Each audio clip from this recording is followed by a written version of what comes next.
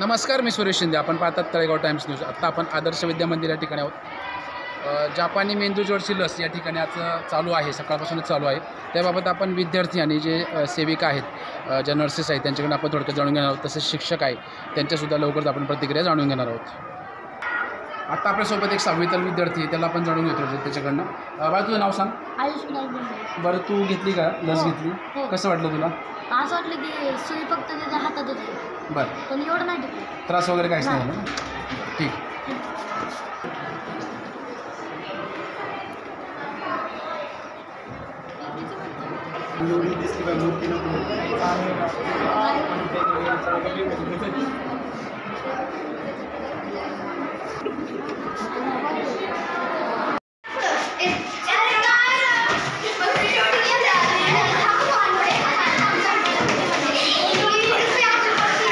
सोबत काही विद्यार्थिनी आणि विद्यार्थी दिसत आहेत आपल्यासमोर की त्यांनी इंजेक्शन घेतलेले आहेत. आपण त्याच्यावर थोडक्यात जाणून घेऊ. मला तुझं नाव सांग आणि कितवीला आहेस तू? बरं, आता इंजेक्शन घेतल्यानंतर तुला काही त्रास होतोय? बरं, याच्या आधी समजा इंजेक्शन तुला घ्यायचं आहे, बाबा लसीकरण आहे, म्हणून तुला भीती वाटली होती अशी? बरं,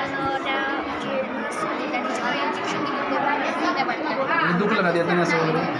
बरं, ठीक. तुझं नाव सांग. बरं, आणि कितवीला आहेस तू?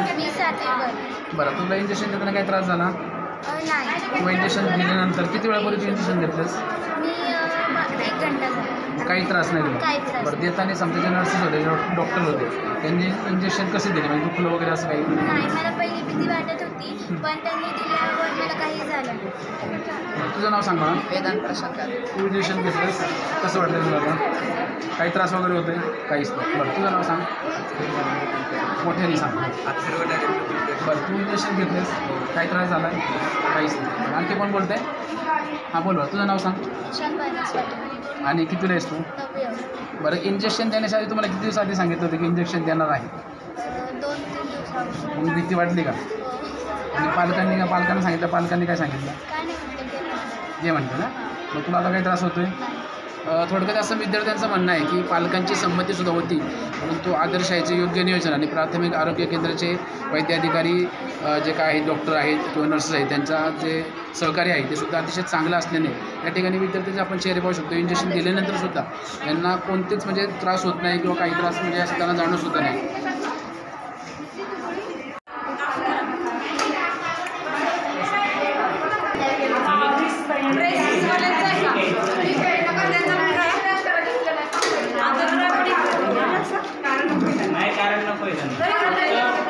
मेल फिमेल किती घेते टोटल? आपल्यासोबत प्राथमिक आरोग्य केंद्राचे काही सिस्टर्स आहेत, काही नर्सेस आहेत, त्यांच्याकडे आपण जाणून घेऊयात. मॅडम नमस्कार. आपली ओळख सांगा. मी महिमा प्रतीक पाटोळे. बरं, आता या ठिकाणचे लसीकरण चालू आहे. शाळा कोणती आहे आणि साधारण किती लसीकरण झालं आहे? ही आज शाळा आहे आदर्श विद्या मंदिर तळेगाव दाभडे आणि आत्तापर्यंत लसीकरण झालेली संख्या असेल 550च्या पुढे. बरं, साधारण मुदत किती आहे, म्हणजे कितीपासून कितीपर्यंत आहे? हे आपण वयोगटासाठी देत आहोत 1 ते 15 वर्षाच्या मुलांना. बरं, आणि चालू केव्हा झालं आणि संपणार केव्हा लसीकरण? आता हे चालू झालेलं आहे 10 मार्चपासून. बरं. 30 मार्चपर्यंत आपल्याला हे संपवायचे आहे. बरं, मग आता विविध असे स्टाफचे काही तुम्ही ग्रुप तयार केलेला हो, असेल? आम्ही PSC स्टाफ म्हणजे टीम्स तयार केलेल्या आहे. प्रत्येक स्कूलने आम्हाला वेगवेगळ्या डेट्स दिलेल्या आहेत आणि त्या डेट्सनुसार आम्ही 4-4चा टीम करून किंवा ग्रुप करून आम्ही जात आहोत. सगळी जसं स्कूलवाले टाईम देतील त्याप्रमाणे आम्ही जातो. ओके, धन्यवाद.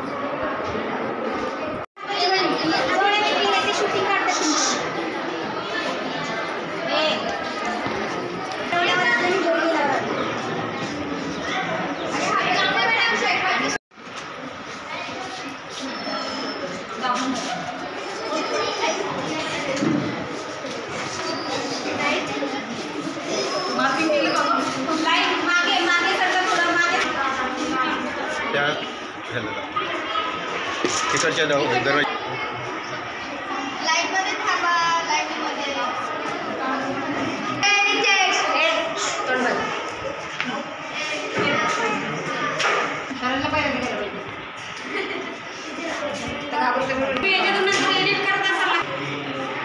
एवढे जवळ नको सर.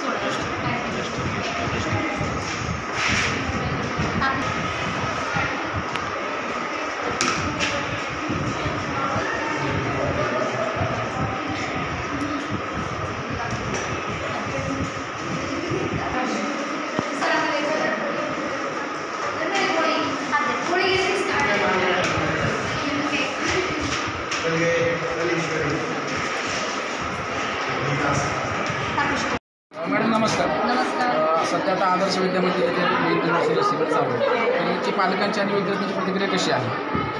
पालकांनी अगदी स्वखुशीने आम्हाला संमती दिलेली आहे.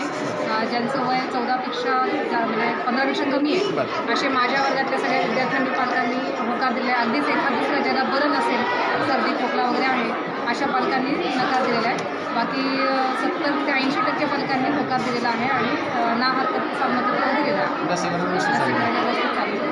धन्यवाद.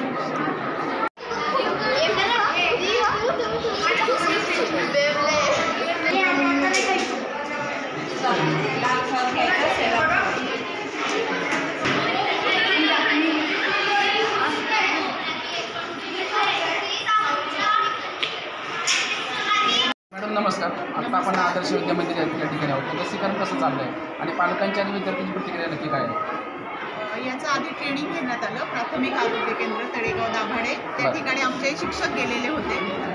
त्या ट्रेनिंगमध्ये शिक्षकांना सगळं सांगण्यात आलं की कशासाठी हे लसीकरण करायचं आहे, केव्हा तुमच्या शाळेमध्ये येऊन ते लसीकरण होणार आहे.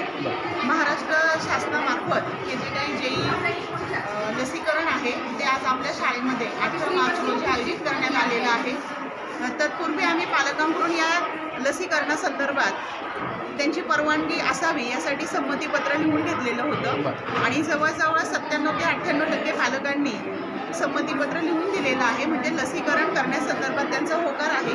आज या ठिकाणी प्राथमिक आरोग्य केंद्रातले कर्मचारी आलेले आहेत आणि सकाळपासनं अगदी बालवाडीपासनं तर वयोगट 15 वर्ष पूर्ण ज्यांचं आहे त्या विद्यार्थ्यांना आज या ठिकाणी लसीकरण चालू आहे. अतिशय व्यवस्थितपणे विद्यार्थी लसीकरण घेत आहेत. कोणाला त्याचा कुठलाही त्रास आतापर्यंत झालेला नाही. धन्यवाद.